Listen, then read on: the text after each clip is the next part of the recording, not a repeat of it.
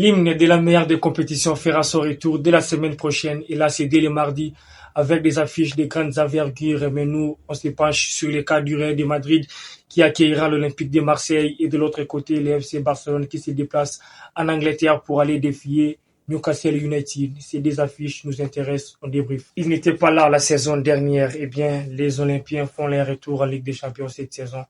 Et pour leur baptême du feu, ils affronteront les Real de Madrid, intraitables à ce début de saison sur la pelouse du Santiago Bernabéu. Avec un Real de Madrid supersonique à ce début de saison et un Marseille malade à ce début de championnat, eh bien, avec des incertitudes et des recrues qui sont arrivés très tard, ce n'était pas le meilleur moment pour moi de prendre ce Real de Madrid là que je suis en train de voir à ce début de championnat, car ça sera très dur, très très dur pour l'Olympique de Marseille d'aller faire un résultat sur la pelouse du Santiago Bernabéu.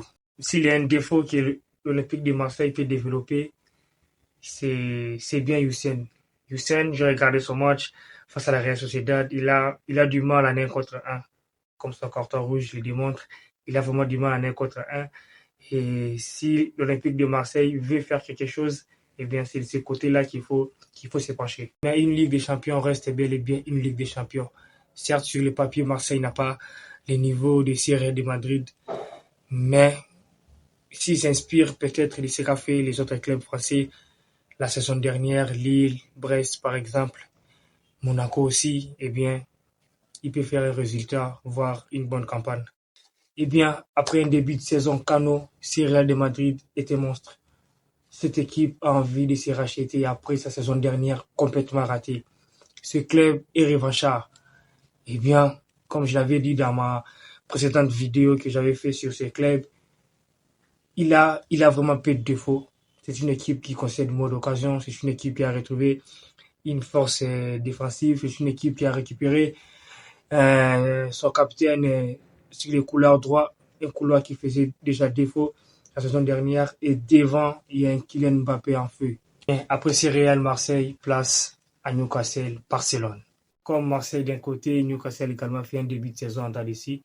Surtout après avoir perdu leur atout numéro 1, Alexander Isak. Eh bien, le coach cherche encore son attaque. C'est là où il y a une vraie reconstruction. Et les joueurs qu'ils ont recrutés ne sont pas encore mis au niveau, même si Otema a marqué ces week-ends. Mais je ne pense pas que ça suffira face à un club comme le FC Barcelone. La seule vraie force de Newcastle pour ces matchs, ça sera son public. Pour le FC Barcelone, il atterrira sur le sol anglais avec une grande confiance, des certitudes à ce début de saison, surtout après avoir gagné aussi son match de ce week-end. Mais attention à cette défense haute. C'est là où je perds pour le FC Barcelone. C'est là où je perds. Surtout avec un tel public, ça sera très chaud aussi. C'est les deux matchs qu'on a voulu analyser. Merci de nous suivre. Vos avis dans les commentaires. Surtout, n'oubliez pas de vous abonner. On est ensemble.